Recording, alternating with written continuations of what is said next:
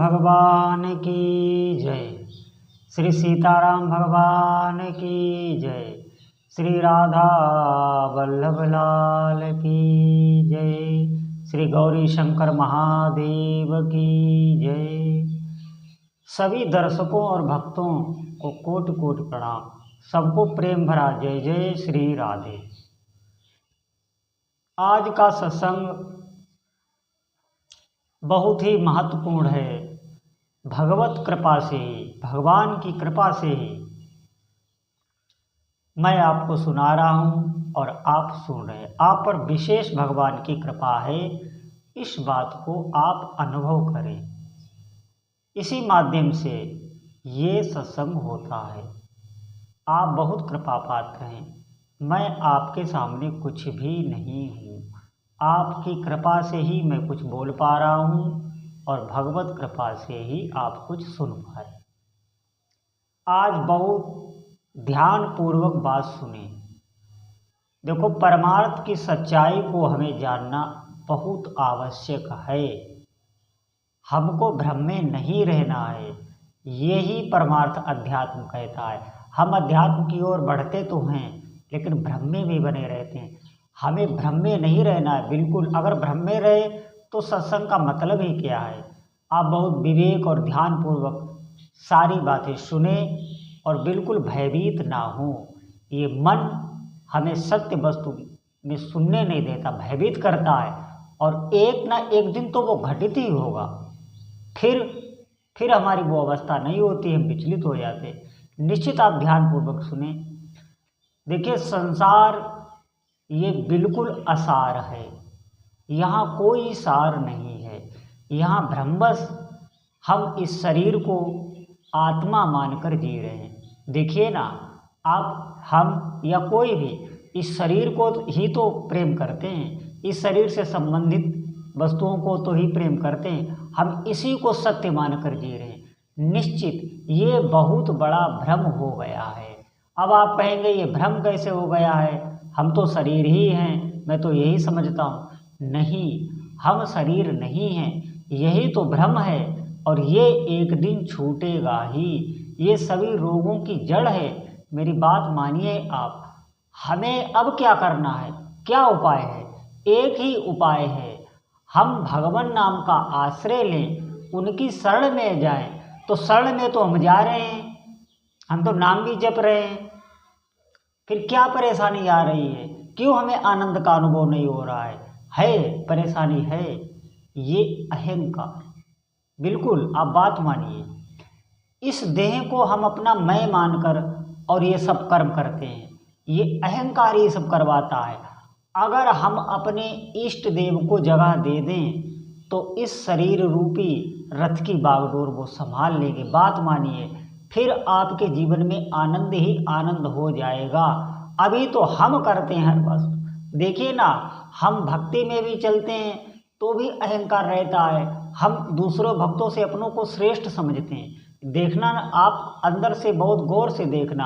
हम अपनी भक्ति का कहीं न कहीं प्रदर्शन भी करना चाहते हैं। हम दूसरों को दिखाना भी चाहते रहते हैं। हम ये भी सोचते रहते हैं कि देखो मैं इतना भजन करता हूँ, ये ऐसा है। ये जो हम तुलना करते रहते हैं, ये अहंकार ही करवाता रहता है।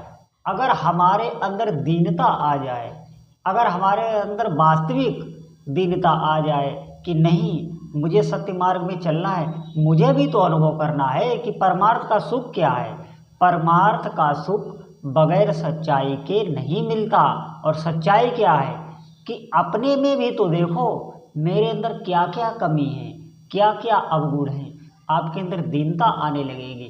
फिर आप सही में अपने इष्ट देव से प्रार्थना करेंगे कि प्रभु मेरे अंदर ये अवगुण है, प्रभु मुझे अपना लो, मुझे भी अपना लो, मुझे भी भक्ति करना है, मुझे भी श्रेष्ठ गुणों को धारण करना है। निश्चित कृपा हो जाएगी। वो बहुत करुणामय दयालु हैं, हमारे अंदर ही बैठे हैं, आपके अंदर बैठे हैं, लेकिन उनकी सत्ता हमें क्यों महसूस नहीं हो रही? वो बिल्कुल शांत बैठे हैं। उन्होंने मनुष्य को स्वतंत्र छोड़ रखा है।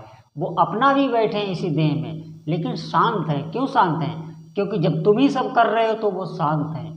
अगर आप अपनी बागडोर उनको दे दें तो निश्चित मानिए आप शांत हो जाएंगे, फिर वो सब करेंगे।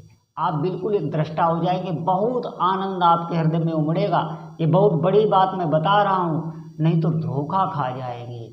ये शरीर छूटेगा, ये अपने सब छूटेंगे, कोई नहीं है।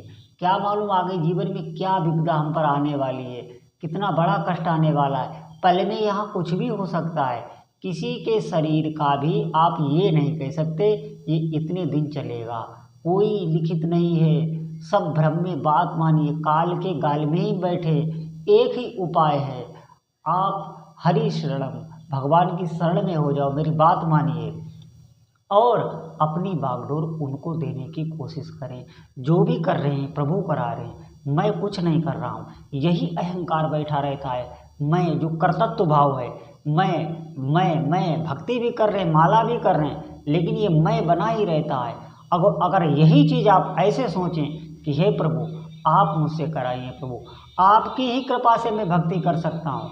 निश्चित मानिए आप नाम जप रहे हैं तो अपनी इष्ट देव की कृपा से जप रहे हैं, लेकिन ये बात हम स्वीकार कहाँ करते हैं। स्वीकृति लाइए, आप ये स्वीकृति लाएं कि हे प्रभु मैं बहुत पापाचारी हूँ, मैं अधम हूँ। देखिए ना, मैं दूसरों में हमेशा दोष ही देखता रहता हूँ। देखिए ना, हमेशा हमारी वृत्ति यही रहती है दूसरे में दोष दर्शन करना। दूसरे में दोष हम क्यों देते हैं?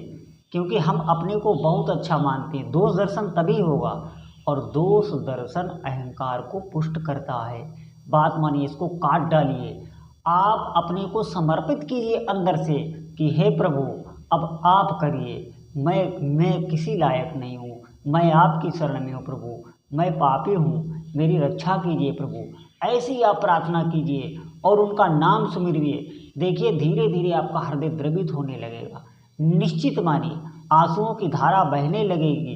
वो करुणा के सागर हैं, वो आपके हृदय में जागृत हो जाएंगे। वो हैं, लेकिन हम किसी को महसूस हो रहा है? भगवान तो सबके हृदय में बैठे हैं, कोई किसी को महसूस हो रहा है? नहीं हो रहा है। क्यों? क्योंकि मैं अभी बैठा हूँ शरीर में, इस शरीर को मैं अपना मान रहा हूँ। मैं ये रिश्ते नातेदार जो भी संसार है जिसको मैं पकड़ा हुआ हूँ, मैं और मेरा, जब ये मैं चला जाएगा, आप इसी जगह पर अगर भगवान को बैठा लेंगे, निश्चित मानिए परमानंद की प्राप्ति होने लगेगी। हम उसी के अंश हैं, हम उसी के चरण के सेवक हैं। लेकिन हमसे गलती कहाँ हो रही है कि हमने मनुष्य शरीर जन्म लिया और इस शरीर को मैंने अपना मैं समझ लिया, पकड़ लिया। नहीं, ये भगवान का ही दिया हुआ है। अगर आप नहीं मानेंगे तो आप ये भी समझें हमारी क्या इस शरीर पर पकड़ है। आप बात देखिए, ये शरीर जो हमें मिला है ये भगवत कृपा से मिला है। ये जवान है, बूढ़ा होगा, इसकी मृत्यु होगी, सब अपने हाथ होता है। जो भी भोजन हम खाते हैं वो अपने हाथ पचता है, अपने हाथ इसका निर्माण हो रहा है। एक बाल तक पर हमारा अधिकार नहीं है, नहीं तो हम बाल को सफ़ेद ना होने दें। हम यही कहें तो पकना मत, झड़ना मत। काला मतलब सफ़ेद मत होना और झड़ना मत। लेकिन कहाँ होता है ऐसा? सफ़ेद होते हैं समय पर, झड़ भी जाते हैं। शरीर में झुर्रियाँ भी समय से पड़ जाती हैं, शरीर रोगी भी हो जाता है। हमारा कहाँ अधिकार है? आ जाइए मन बुद्धि पर, तो मन बुद्धि चित्त पर भी हमारा अधिकार नहीं है। क्योंकि कभी कभी ऐसा होता है जो नहीं करना है वो हम कर जाते हैं और बाद में हम पछताते हैं। तो हमारा कहाँ अधिकार रहा मन बुद्धि पर? जिस बुद्धि पर हम फूलते रहते हैं, अहंकार करते हैं, ये कुछ भी हमारे हाथ में नहीं है। ये सब उसी सत्ता के हाथ में है, वही चला रहा है। हम सिर्फ अहंकार पाले हैं, यही अहंकार बीज है। इस अहंकार को हमको मारना होगा, और इसको मारना नहीं है, भगवान की शरण में कर देना है कि हे प्रभु मैं आपके अधीन हूँ, अब आप करिए। फिर निश्चित मानिए, फिर भगवत कृपा, आपके इष्ट देव की कृपा आप पर बरसने लगेगी। अहंकार हमारे हृदय से कैसे जाएगा? वो ऐसे ही जाएगा कि हम भगवान से बार बार प्रार्थना करें, अपने ही दोष देखें और दीन रहें कि प्रभु मेरे में बहुत कमी है, कैसे मैं भक्ति में आगे बढ़ पाऊंगा। आप भक्ति कराएं, आप नाम जप कराएं, आप मेरी साधना को आगे बढ़ाएं।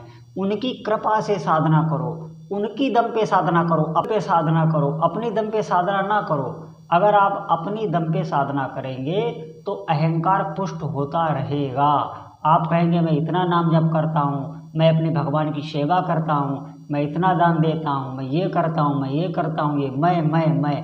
और अगर आप ये सोचने लगें कि मैं भगवान की कृपा से कर रहा हूँ, उनकी कृपा से ही मैंने सुना है, सुन के फिर मैंने किया है, तो भगवान की ही कृपा हुई, अपना क्या है इसमें। अगर हम सुनते ना, अगर हमें विश्वास नहीं होता तो हम कैसे कर पाते। ये विश्वास भी तो आपके इष्ट देव करा रहे हैं, ये सुनवा भी तो आपके इष्ट देव ही रहे हैं। तो सब काम उधर से ही हो रहा है, केवल हम अहंकार पाले रहते हैं और यही अहंकार हमें भगवान से दूर किए हुए, नहीं तो भगवान हृदय में ही हैं, निश्चित महसूस होने लगते हैं, सब लीलाएं करने लगते हैं। ऐसे ही जैसे मैं आपसे बात कर रहा हूँ, ऐसे ही भक्त अपने इष्ट देव से बात करता है जब उसका ये मलिन अहंकार दूर होता है, ये भगवान में समर्पित हो जाता है। तो हमें क्या करना है, हमें भगवान से यही प्रार्थना करनी है कि प्रभु मेरे इस अहंकार को दूर करो, आप ही करवा रहे हैं, ऐसा मुझे अनुभव हो जाए, आप ही हृदय में बैठकर सब लीलाएं कर रहे हैं, ये मुझे महसूस हो जाए। हमें करना क्या है, हमें भगवान की सच्चे मन से सेवा करनी है, उनका नाम जप, जितना आप नाम जप करेंगे आपका हृदय विशाल होता जाएगा, सब भागवती गुण आपके अंदर आते चले जाएंगे। नाम का ही आपको अभ्यास करना है और आचरण को अपने ठीक रखना है।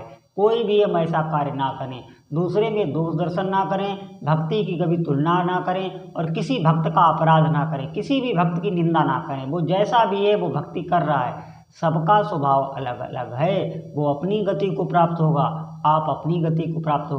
आप अपने पर सिर्फ ध्यान दें, आप अपना देखें, मुझे भक्ति में अपना चिंतन करें, मुझे मैं कहाँ तक पहुँचाऊँ, मुझे आगे बढ़ना है, मुझे इस मनुष्य जीवन का लाभ लेना है, नहीं तो चूको मत, चूक जाएंगे तो फिर दोबारा जन्म पता नहीं किस योनि में पड़ जाएं, हम कहाँ पहुँच जाएं।